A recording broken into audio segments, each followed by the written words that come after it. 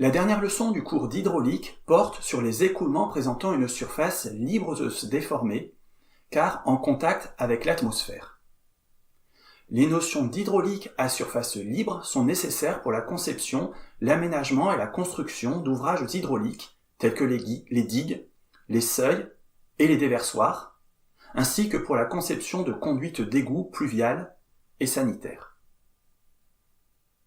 Des éléments permettant de décrire des écoulements à surface libre seront donnés dans la première partie de la leçon.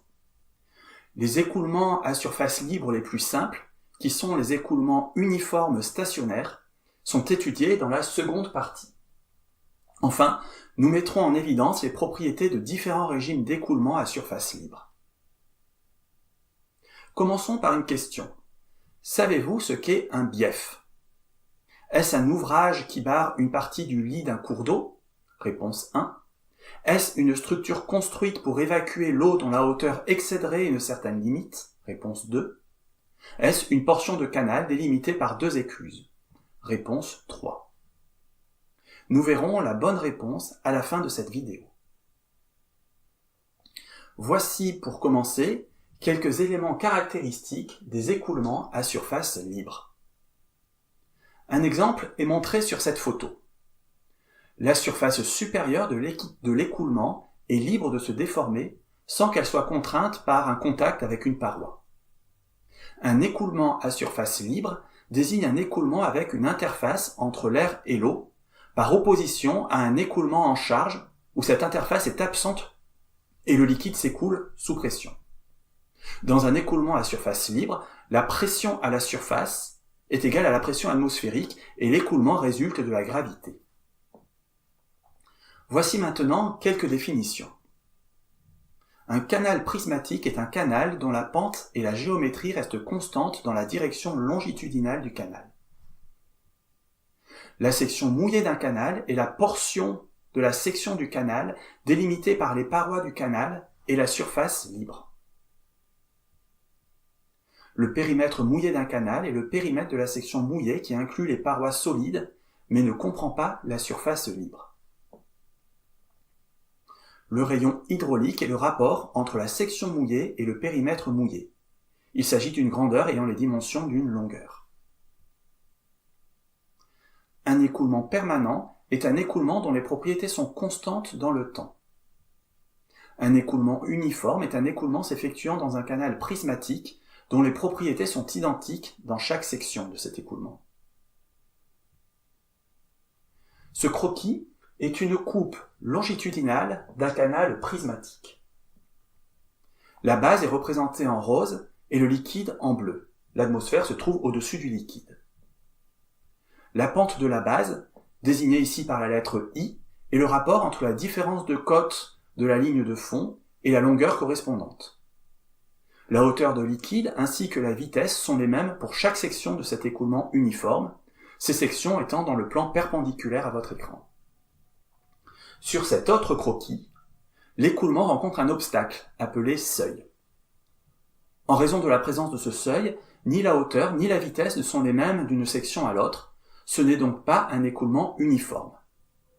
Mais cet écoulement peut bien sûr être stationnaire.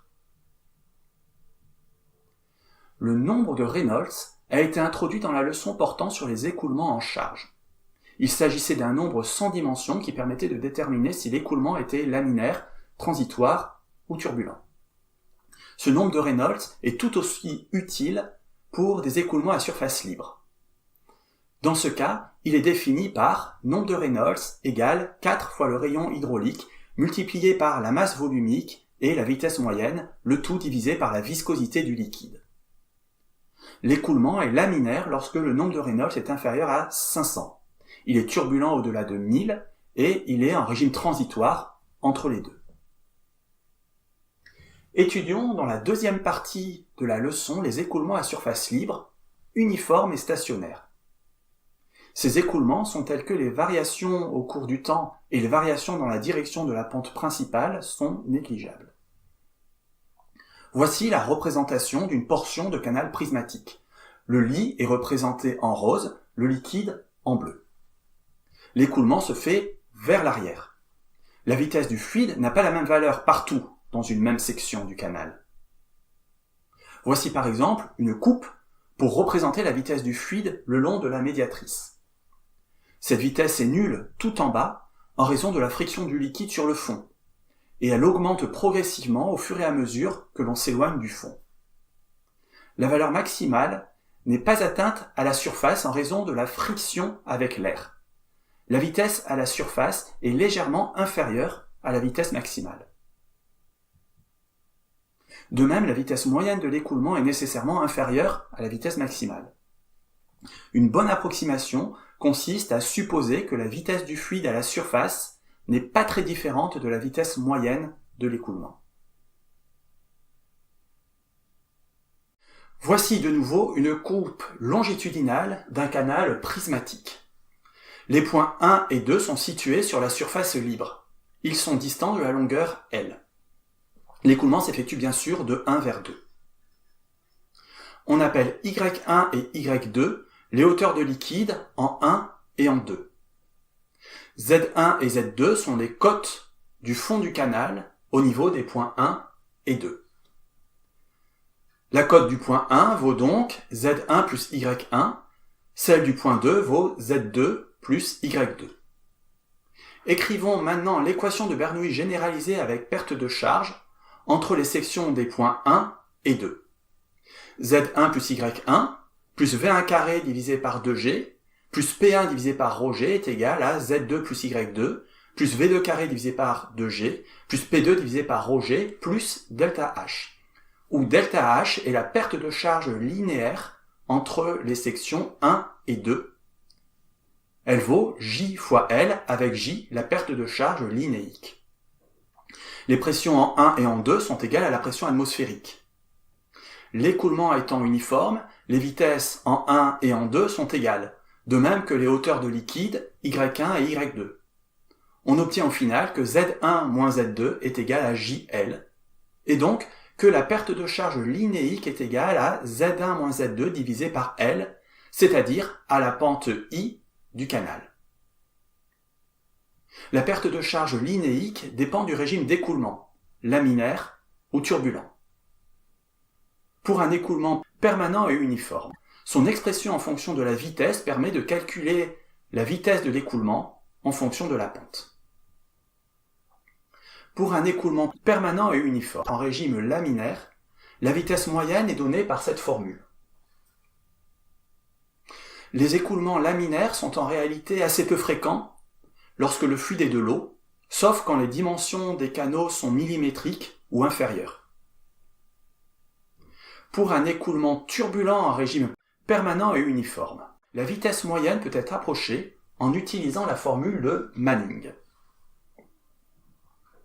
Dans cette formule, la pente I est toujours le rapport entre le dénivelé de la ligne de fond et la longueur le long du canal sur laquelle se produit ce dénivelé. RH est le rayon hydraulique et N s'appelle la constante de Manning qui dépend de la nature des parois. Quelques exemples de valeurs de N sont donnés ici.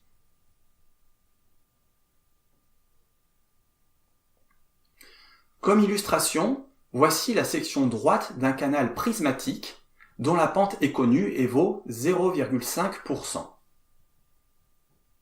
Connaissant le coefficient de Manning et la largeur et la hauteur d'eau, on veut calculer le débit en utilisant cette formule de Manning, puis vérifier que l'écoulement est bien en régime turbulent afin de valider l'utilisation de cette formule.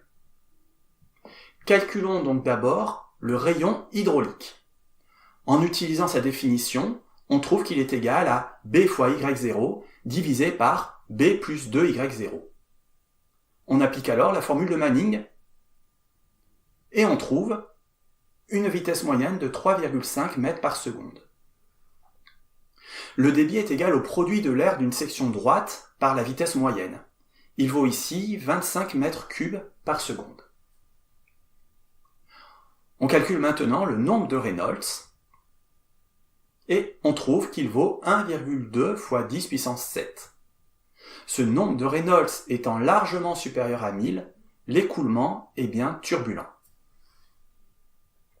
Nous allons maintenant considérer uniquement des écoulements turbulents et voir que ce régime turbulent se décline lui-même en plusieurs régimes.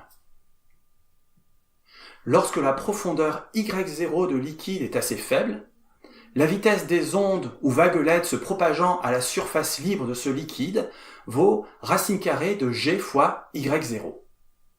Ces vaguelettes peuvent par exemple résulter du passage d'un bateau. Considérons à nouveau un écoulement à surface libre, permanent et stationnaire, avec la vitesse moyenne d'écoulement égale à V0. Le rapport entre cette vitesse moyenne d'écoulement et la vitesse de propagation des ondes de surface porte le nom de nombre de Froude. Il s'agit d'une grandeur sans dimension. Si ce nombre de Froude est supérieur à 1, ce qui correspond à de grandes vitesses d'écoulement V0 et ou à de faibles profondeurs Y0, le régime d'écoulement est alors appelé torrentiel. S'il est inférieur à 1, le régime d'écoulement est fluvial. On parle de régime critique lorsque le nombre de Froude vaut 1. Voici deux exemples. Un canal d'irrigation avec un écoulement en régime torrentiel et le fleuve, l'Amazone, qui est en régime fluvial. Les deux ont des aspects bien différents. Nous allons nous intéresser un instant aux régimes instationnaires. Dans ce film, un liquide coloré en rose s'écoule de droite à gauche dans un canal prismatique. L'opérateur va plonger puis retirer un obstacle qui va créer une perturbation de la surface de l'écoulement. Cette perturbation évolue au cours du temps. Nous sommes ici en régime torrentiel et on constate que la perturbation se propage uniquement vers l'aval et ne remonte pas vers l'amont. Voici la même chose, mais cette fois en régime fluvial. La perturbation se propage sur une longue distance vers l'aval et vers l'amont. Il y a donc une grande différence entre les deux régimes.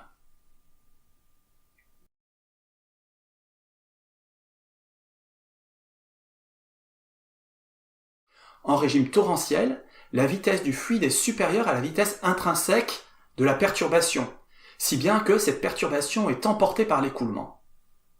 Alors qu'en régime fluvial, la perturbation se propage plus rapidement que l'écoulement, et donc elle peut remonter l'écoulement.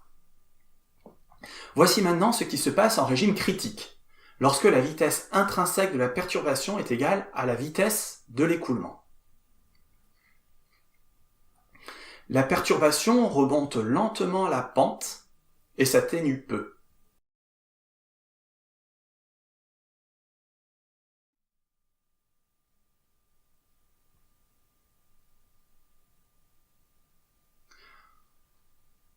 En régime permanent, la forme prise par la surface libre au passage d'un seuil change suivant le régime d'écoulement.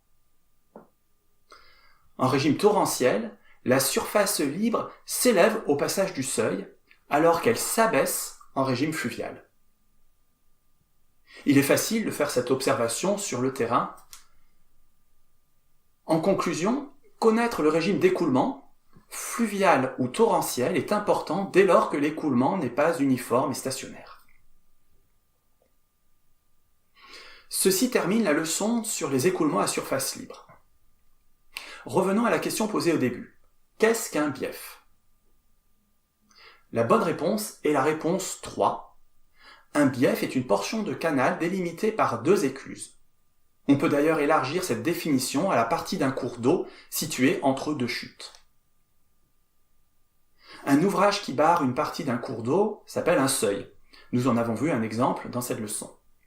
Une structure construite pour évacuer l'eau dont la hauteur excéderait une certaine limite s'appelle un déversoir. Merci d'avoir suivi cette leçon, qui est la dernière du cours d'hydraulique.